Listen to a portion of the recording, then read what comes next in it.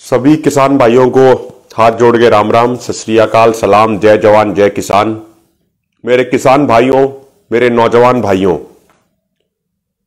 2 दिन पहले हरियाणा के कृषि मंत्री जेपी दलाल ने इतना शर्मनाक, विचारहीन, विवेकहीन, बुद्धिहीन और संवेदनहीन बयान दिया कि उस बयान से ना सिर्फ किसान समाज का अपमान हुआ बल्कि पूरे हरियाणा का भी अपमान हुआ और कृषि मंत्री ने अपनी बातों से हरियाणा के समाज को कलंकित करने का काम किया है। और समय आने पे हरियाणा का समाज, हरियाणा के किसान ऐसे मंत्रियों का हिसाब किताब करेंगे और उनको सबक भी सिखाएंगे। 2 दिन पहले हरियाणा के कृषि मंत्री जेपी दलाल ने शहीद किसानों का मजाक उड़ाया और ठहाके लगा के वो हंस रहे थे और ये कह रहे थे कि भाई ये किसान स्वेच्छा से मरे हैं। उन्होंने कहा कि अगर देश की एवरेज निकाली जाए तो इतने दिनों में 2 लाख में से इतने किसान तो मरना स्वाभाविक है।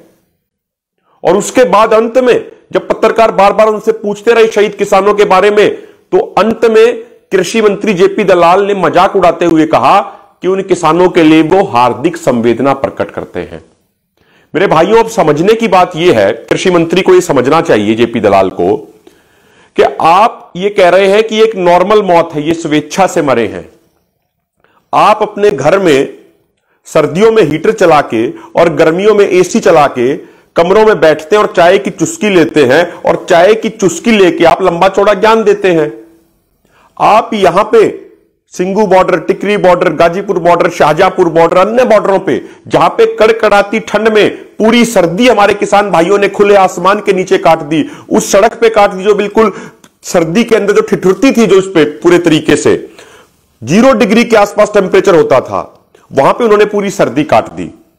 यदि ये मंत्री एक बार आके सिर्फ एक रात वहां पे आके काट के देख लें तो इन्हें पता चल जाएगा कि ये किसान स्वेच्छा से मरे हैं या फिर कड़कड़ाती ठंड में अपने हकों और अधिकारों के लिए इन्होंने अपनी शहादत दी है। सारे मंत्रियों को यह पता लग जाएगा। ये मंत्री लोग सिर्फ एसी के बंद कमरों में बैठ के बड़ी बड़ी बातें करते हैं। एक बार ये यदि जमीन पे आके देख लें तो इनको सब मालूम चल जाएगा, इनकी अकल ठिकाने आ जाएगी।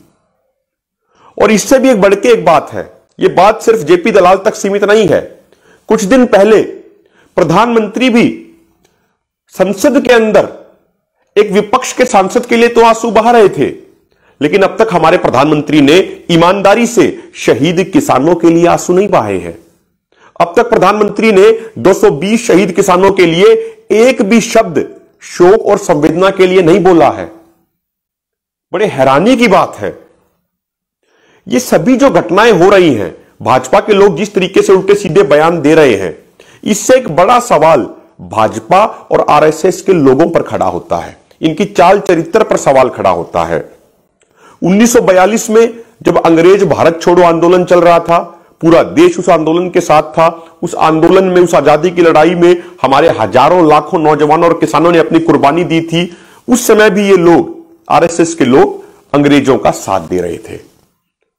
तो हैरानी नहीं होनी चाहिए कि आज भी जब देश का किसान समाज देश को बचाने के लिए इतना बड़ा आंदोलन कर रहा है, तो उस समय ये बीजेपी आरएसएस के लोग हमारे शहीदों का, आंदोलनकारियों का मजाक उड़ाते हैं, उनका अपमान करते हैं। और दूसरी बात ये समझने की है कि इनकी भाषा देखिए, इन मंत्रियों की, जो भाजपा के मंत्री हैं, भाजपा के प्रवक्ता हैं, ये कभी किसानों को आतंकवादी कहते हैं, कभी खालिस्तानी कहते हैं, कभी फॉरेन फंडिंग के आरोप लगाते हैं। और अब जेपी दलाल ने उन शहीद किसानों का अपमान कर दिया और कहा कि उनके लिए हार्दिक संवेदनाएं। हार्दिक तो खुशी दी जाती है, लेकिन वो यहां पे कह रहे हैं किसान को अपमानित करने के लिए कि हार्दिक संवेदनाएं। तो इससे इनका चरित्र समझ में आ जाता है, इससे पता लग जाता है कि जेपी दलाल को खुशी हो रही है किसानों की शहादत से। इससे बड़े दुख की बात क्या होगी कि एक प्रदेश का कृषि मंत्री अपने किसानों की शहादत पे खुश हो रहा है। और ऐसे लोगों को, जिनको भाषा की मर्यादाओं का मालूम नहीं है, जिनको बोलना नहीं आता है, उनको हमने अपने सर पे बैठा रखा है, उनको चुन के विधानसभा में भेज रखा है। यह हमारे समाज की भी गलती है। तो हमें यह भी समझना चाहिए कि ऐसे लोग जो शहीदों का भी सम्मान नहीं करते, जो शहीदों की शहादत पे भी ठहाके लगा के हंसते हैं, ऐसे लोग हमारे जनप्रतिनिधि बनने के लायक नहीं हैं। और अब देश को भी यह तय करना चाहिए, देश की जनता को यह तय करना चाहिए कि देश की जनता किसके साथ है। एक तरफ वो किसान समाज खड़ा है जो अपना पेट चीर के, जो अपना पेट काट के पूरे देश का पेट भरने का काम करता है। एक तरफ वो किसान समाज खड़ा है जिसके परिवार के ही नौजवान आज सरहदों पर तैनात हैं और देश की एकता व अखंडता की सुरक्षा के लिए अपने प्राणों की आहुति दे देते हैं और तिरंगे में लिपट के हमारे गांव में वापस आते हैं।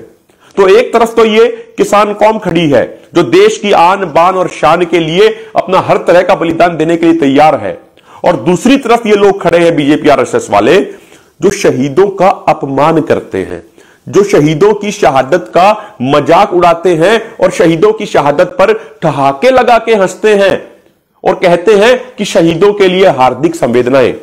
अब देश की जनता को यह तय करना होगा कि देश की जनता किसान समाज के साथ खड़ी है या इन राजनेताओं के साथ खड़ी है।